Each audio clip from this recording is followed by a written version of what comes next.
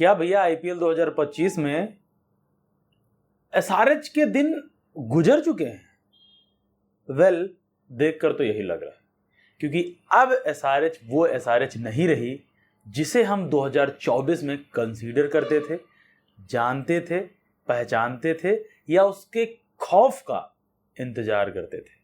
क्योंकि अब ये एसआरएच पूरी तरीके से बदलती हुई नजर आ रही है। ना बॉलिंग चल रही है, ना अच्छी फील्डिंग की जा रही है, और बैटिंग की तो आप बात ही मत करो। 2024 में जिस एसआरएच ने दुनिया को टी20 क्रिकेट का मतलब बताया, टी20 क्रिकेट खेलने का एक नया अंदाज दिया, वो एसआरएच प्रेजेंट टाइम को देख के लग रहा कि अब वो आउटडेटेड लग रही है। वही तरीका, पहली गेंद से हम अटैक करेंगे, लेकिन किसको करेंगे, बॉल कौन सी आ रही है, इससे कोई किसी को फर्क नहीं पड़ता। आप देख लो यार, इस सीजन एसआरएच ने 4 मुकाबले खेले।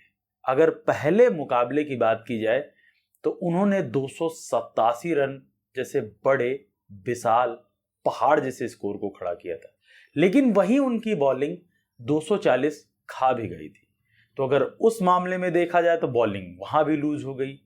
उसके बाद अगले 3 मुकाबलों में ना तो बॉलिंग काम आ रही है, ना तो बैटिंग काम आ रही है। बल्लेबाजों का काम सिर्फ वही, पहली गेंद से लप्पा घुमाना। अब मुझे ऐसा लग रहा है कि एसआरएच की इन 3 तिकड़ी बैट्समैन की कमियां पूरे बॉलर्स पकड़ चुके हैं। आप देखो, मैच दर मैच उन कमियों को और ज्यादा पुख्ता किया जा रहा है अदर गेंदबाजों के द्वारा। देखो भाई, अगर एसआरएच का नाम आता है तो याद आता है 2024 में एसआरएच वो टीम थी, वो खूंखार आतंकी टीम थी जो किसी के सामने जाने से पहले उन बॉलर्स को सपनों में एसआरएच के बैटर याद आते होंगे। एक ही तरीका, पहली गेंद से मारना शुरू करो और 20वें ओवर की आखिरी गेंद तक सिर्फ मारते रहो।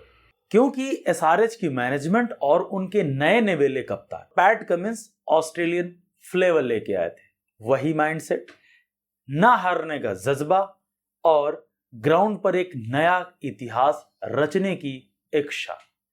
देखो भाई, जब भी हम एसआरएच को याद करेंगे, आपको हर बार 2024 में जरूर जाना पड़ेगा, क्योंकि पैट कमिंस 2024 में टाइटल जरूर नहीं जीते थे इस आईपीएल का, लेकिन उनको 2024 के सबसे बेस्ट कप्तान के तौर पर कंसीडर किया गया था। सेम उसी तरीके से जैसे अगर डब्ल्यूपीएल की बात की जाए तो Meg Lanning Australian captain, best captain अभी तक 3 सालों में कंसीडर की जा चुकी है।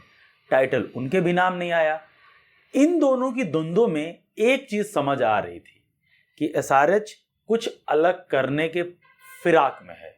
2024 उनका उसी सीजन गया, फाइनल हारते हैं एक बड़े सेटबैक के साथ, लेकिन फिर भी हमने उस फाइनल की हार को भी सेलिब्रेट किया कि चलो एसआरएच ने हमें क्रिकेट खेलना सिखाया, क्रिकेट टी20 का नया अंदाज परोसा। अब आते हैं 2024 को छोड़कर 2025 में। क्यों सवाल उठ रहे हैं इस पर? सबसे बड़ा सवाल सिंपल सी बात है, इनके तीनों बैटर जो टॉप 3 में खेलते हैं, तीनों लेफ्टी हैं, यानी दोनों ओपनर ट्रेविस हेड और अभिषेक शर्मा, इसके अलावा ईशान किशन। इन तीनों का रवैया हर गेंदबाज के खिलाफ सिर्फ एक ही रहता है, वो नारा जप रहे हैं अब की बार 300 पार। लेकिन मुझे पिछले 3 मुकाबले हो जाने के बाद यह एहसास हुआ कि वो शायद अपनी स्ट्रैटेजी में बदलाव करने की आवश्यकता जरूर ला रहे हैं, क्योंकि अब की बार 300 पार को तो आप भूल जाइए, अब की बार बेइज्जती अपार का ये नारा लगातार चलता आ रहा है। क्योंकि मैं ऐसा बोल रहा हूं लास्ट वाले इस मुकाबले को देखकर। देखो, आपका क्रिकेट खेलने का तरीका सेम है, आप कभी भी कहीं पर भी हार का सामना कर सकते हैं। क्यों? वो पार्ट ऑफ गेम है। लेकिन एक चीज आपको समझना होगा कि आप हार कैसे रहे हो। ये 80 रनों की हार, मुझे लगता है कि उस फाइनल से ज्यादा चुभनी चाहिए एसआरएच के बैटर को, एसआरएच के बॉलर्स को एंड उनकी मैनेजमेंट को। क्योंकि जब आप टी20 में बात करते हो तो टी20 में 10 से 15 रन 20 रनों वाली हार पचाने योग्य होती है। जब आप 50 रनों के ऊपर की हार की बात करते हो या फिर रनचेस में आप 16, 17, 15 ओवर से पहले के रनचेस की बात करते हो तो टेस्ट क्रिकेट में आप समझो एक बड़ी पारी से हार का सामना कर रहे हो। आज के मुकाबले में टॉस जीतते हैं, सीधा डिसीजन ईडन गार्डन में बहुत आसान है कि हम पहले गेंदबाजी करेंगे। केकेआर की शुरुआत अच्छी नहीं रही जो पिछले 2-3 मुकाबलों में देखने को मिल रहा है। सुनील नारायण, क्विंटन डिकॉक कोई भी क्रीज पर टाइम बिताने को तैयार नहीं। उनके कप्तान अजिंक्य रहाणे ने बढ़िया प्रदर्शन किया। वहीं नए नवेले उभरता हुआ सितारा अंगक्रिस रघुवंशी और वेंकटेश अय्यर ने एक नई अप्रोच को अपनाया और इस टारगेट को लेके गए 200 के पार। लेकिन अब बारी आती इस रनचेस को मुकम्मल करने की। वही तरीका, वही पुराना घिसा पीटा तरीका आप बोल सकते हो। जब किसी भी बैटर के लिए पहली गेंद पर एक चौका आ जाता है तो उसके मन में एक लालच सा पनप जाता है कि भाई अब इस ओवर को बड़ा ओवर बनाया जाए। जैसे ट्रेविस हेड के साथ हुआ, पहली गेंद पे चौका मारते हैं, अगली गेंद पे सीधा पवेलियन का रास्ता देखते हैं। मुझे इस मुकाबले को देख के एक चीज का एहसास हुआ कि एसआरएच के बैटर्स में डिसिप्लिन की कमी है। अगर आप वहीं केकेआर की तरफ देखोगे तो एक टाइम 15 से 20 रनों के आसपास वेंकटेश अय्यर सिर्फ रना बॉल चल रहे थे, लेकिन आखिरी की 8 गेंदों में वेंकटेश अय्यर का स्ट्राइक रेट 333 का था। यानी उन्होंने दिखाया कि इस पिच पर, क्रीज पर टाइम बिताने के बाद आप एक्सेलरेशन कभी भी कर सकते हो। लेकिन शायद ये सीख लेने की जरूरत थी एसआरएच के उन टॉप 4, टॉप 5 बैटर को जो पहली गेंद से छक्के लगाने की फिराक में रहते हैं और मारते हुए विकेट फेंक कर पवेलियन वापस चले जाते हैं। देखो, जब आप बैटर की बात करते हो तो हमेशा एक स्ट्रेटजी काम नहीं करने वाली।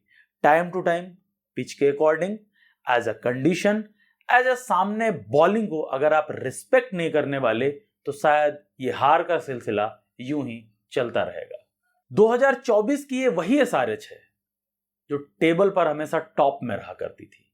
आप देख लो, उनका बैटिंग यूनिट सेम है, बॉलिंग में इक्का दुक्का बदलाव हुए, लेकिन सेम एसआरएच 2025 में आपको टेबल में नीचे दिखने वाली है, 10वें पायदान पर। इस हार से ना कि एसआरएच ने 2 पॉइंट गंवाए, ना कि उन्होंने अपना एक स्थान गंवाया, बल्कि रन रेट में बहुत ज्यादा नुकसान उनको हुआ।